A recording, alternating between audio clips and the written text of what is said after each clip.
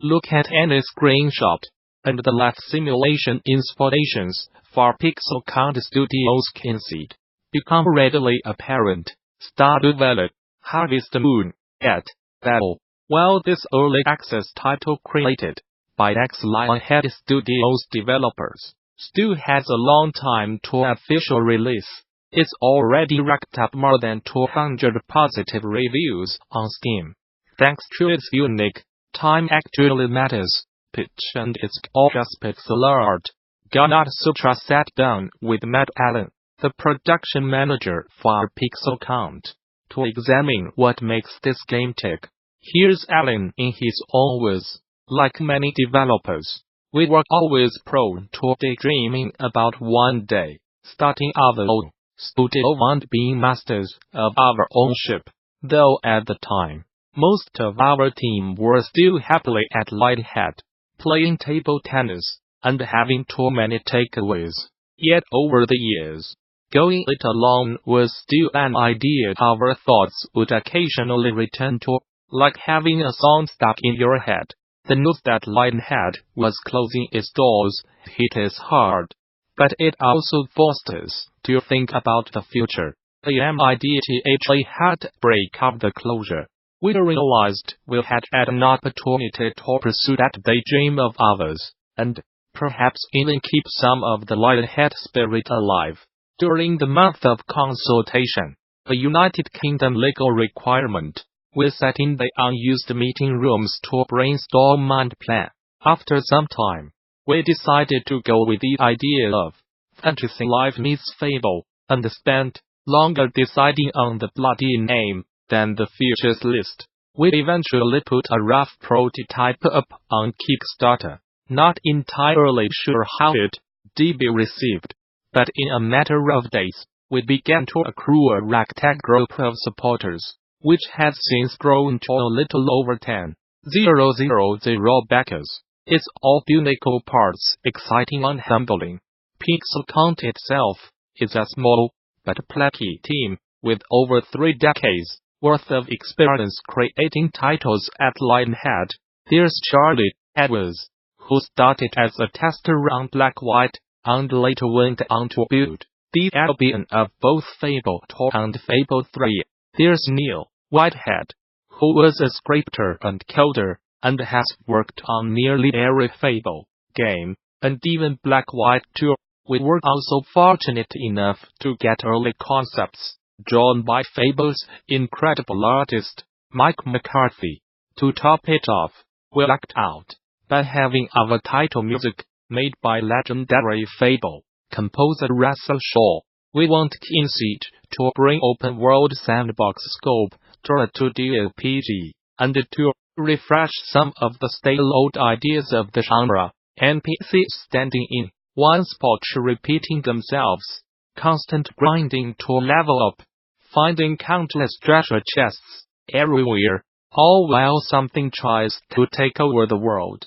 We want to create a more living world, where the NPCs have as much a place as you do, and where the entire world is lovingly detailed and believable, as believable as a post-apocalyptic pagan society surrounded by real fairy tales can be. There's also a unique and potent combination of influences which help make up the soul of Kynseed.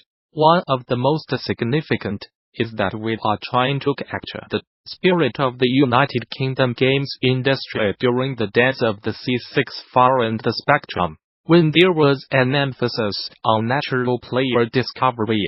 As far game influences, one we think on often is Ultima 7, and its uncannily detailed and simulated world. A few other points of inspiration are Fantasy Life and Resetaba, the amazing 1973 movie The Wicker Man is the largest inspiration of all, along with Jonathan Strange's Mr. Norrell, as well as British books of folklore and customs, and aptly even Watership Down. The common thread in all these influences is our desire to create a game that lets players explore an atmospheric world, which has an undeniably British charm to it. It's certainly a flattering comparison. Stardew Valley is a classic game and Eric Brown has done an incredible job of it all. One thing I came to love about Stardew, over the 125 hours I sunk into it, was how relaxing it is to play. It's the kind of chord we are wanting Kynseed to strike as well. Overall, Kynseed and Stardew are unique, but complementary experiences. Though, if I were to use another game to describe Kynseed, perhaps the most tempting would be to call it a 2D Fable. Fable was such a big part of our lives, and its fingerprints can be found all over Kynseed. Speaking personally, whenever I really like a game, I love to see new interpretations of it get made. In the same way that music inspires more music, so it is with games inspiring more games. Table Tennis led to Pool.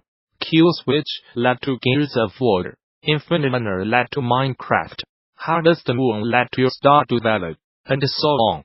It's in that tradition that we are hoping to honor our Fable heritage, while also charting our own path.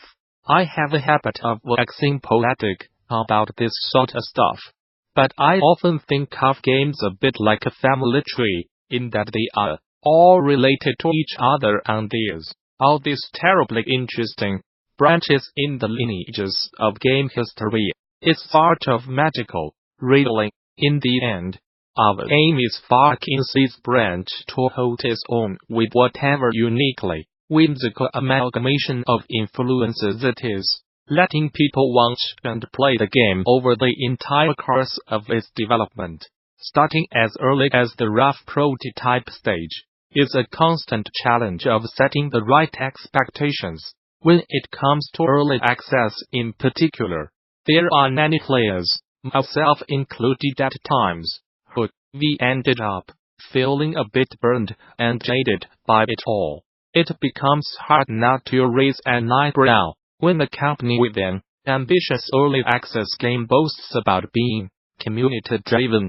As players ourselves, one thing we always found frustrating was when companies would be secretive and toss folks some company like ours silently disappear into the depths of early access development, months at a time. It's the sort of thing we have pretty strong feelings about, so we have always been dead set on being open and accessible to players from the very start. For example, our team spends each workday in our Discord server, where players can approach us directly with thoughts, feedback, or even just general questions about making games. Want to ask our composer what software he uses? You can ask him directly. Have an idea about a feature? Chat us up about it anytime. Curious how a specific part of our game engine works? We will take a few screenshots and show you. We frequent our forums just as much and also stream on Twitch now and again. Our community even hosts weekly Discord voice chats, and we pop in for them almost every week. Many times we are not even talking specifically about the game, but rather just talking about how life is going on, about the little challenges or successes we have been experiencing lately. We do these things not only because we think they are critical to a healthy game community, but also because we just genuinely enjoy it.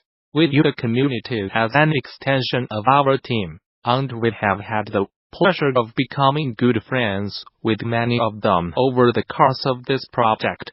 Fostering a personal bond with our community has enriched not just the game but also the journey of making it. As a ragtag group of bright-eyed indies, we have always wanted to get away from the traditional company-player relationship, particularly in regard to not being secretive or over-markety about development. Since the Kickstarter prototype, we wanted to let players join us for every stage of Kynseed's development, even stages that most players never get to see. For the sweeping majority of a game's development, things are gelatinous and organic.